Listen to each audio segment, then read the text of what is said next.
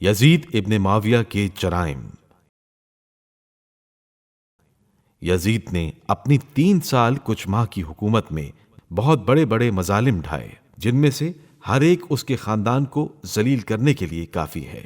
ان مظالم میں سے 3 کا ذکر کریں گے۔ کربلا کا خونی واقعہ۔ یزید کی حکومت کے آغاز میں اس کے حکم سے سب سے بڑا ظلم جو رونما ہوا وہ 61 ہجری میں کربلا کا خونی واقعہ ہے، جس میں امام حسین علیہ السلام اور ان کے باوفا ساتھیوں کو شہید کیا گیا، اور اولاد نبوی کی خواتین اور بچوں کو اس کے کارندوں نے اسیر کیا۔ کربلا کا خونی واقعہ یزید کے لشکر اور سرداروں کے مظالم شیعہ اور اہل سنت کی کتابوں میں تفصیل کے ساتھ بیان کیے گئے ہیں، بلکہ غیر مسلموں کی کتابوں میں بھی اس مسئلے پر کافی کچھ تحقیق ہوئی ہے۔ ہم نے اپنی سی کوشش کی ہے کہ واقعات کربلا کو بہتر انداز میں بیان کریں۔ مدینہ منورہ کے لوگوں کا وسیع پیمانے پر قتل۔ یہ واقعہ 63 ہجری ذی الحج کے مہینے میں رونما ہوا اور واقعہ ہرہ کے نام سے مشہور ہوا۔ کربلا کے خونی واقعے کے بعد لوگ یزید کی خباثت اور بے دینی سے آگاہ ہو گئے، لہٰذا انہوں نے اس کے خلاف قیام اور جہاد کرنا شروع کر دیا۔ عبداللہ ابن حنظلہ اور دوسرے چند لوگوں نے مدینے میں خونی انقلاب کی تیاریاں شروع کر دیں۔ مدینے کے لوگوں نے پہلے عبداللہ ابن حنظلہ سے جان و موت کی بازی پر بیعت کی اور پھر عثمان ابن محمد ابن ابو سفیان والی مدینہ کو باہر نکالا۔ بنی امیہ مروان ابن حکم کے گھر میں جمع ہو گئے اور اہل مدینہ نے ان کو وہیں پر محصور کر دیا۔ مدینہ کے لوگوں نے یزید کی حکومت کا انکار کرتے ہوئے اس پر لعنت اور سب و شتم کیا۔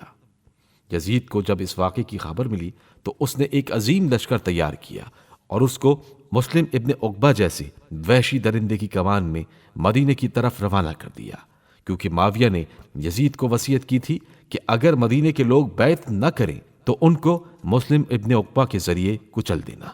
اس خونخوار کمانڈر نے مدینے کا محاصرہ کرنے کے بعد ان کے قیام کو ختم کر دیا اور مدینے کے لوگوں کا خون بہانا شروع کیا اور اس شہر میں بہت زیادہ لوگوں کو قتل کیا۔ ابن قتیبہ لکھتا ہے کہ شام کا ایک سپاہی ایک عورت کے گھر میں داخل ہوا۔ اس عورت کا ایک شیر خوار بچہ تھا۔ سپاہی نے اس سے مال و دولت کے بارے میں سوال کیا۔ اس عورت نے کہا کہ میرے پاس جو کچھ مال و دولت تھا وہ تمہارے سپاہی لوٹ کر لے گئے ہیں۔ یزید کے سنگ دل سپاہی نے شیر خوار بچے کو اس عورت کی گود سے چھین لیا اور اس کے سامنے اس بچے کو اس طرح دیوار پر دے مارا کہ اس بچے کا مغز باہر آ گیا۔ مسلم ابن عقبہ جب مدینہ پر مسلط ہو گیا تو اس نے مدینہ کے لوگوں سے یزید کے غلام کے عنوان سے بیعت لی تاکہ ان کے مال اور ان کی اولاد یزید کے اختیار میں رہیں اور وہ جس طرح چاہے اس میں تصرف کرے، اور اگر وہ منع کریں تو ان کو قتل کر دے۔ اس واقعے میں مہاجر و انصار سے 1700 افراد اور دوسرے مسلمانوں میں سے 10,000 لوگ قتل ہوئے۔ اس واقعے میں عورتوں کی بھی بے حرمتی ہوئی اور ان سب کے ساتھ زنا کیا گیا۔ سیوطی نقل کرتا ہے کہ حسن بصری نے اس واقعے کو یاد کرتے ہوئے کہا، خدا کی قسم اس واقعے سے کسی کو بھی نجات نہیں ملی۔ اس واقعے میں بہت زیادہ اصحاب اور دوسرے مسلمان قتل کر دیے گئے، مدینے کو غارت کر دیا گیا اور 1000 لڑکیوں کے ساتھ زنا کیا گیا۔ پھر وہ بہت ہی افسوس کے ساتھ کہتا ہے، انا للہ و انا الیہ راجعون۔ پھر اپنی بات کو آگے بڑھاتے ہوئے کہتا ہے، جبکہ رسول خدا نے فرمایا تھا جو کوئی بھی مدینے کے لوگوں کو ڈرائے گا تو خدا اس پر غضبناک ہوگا۔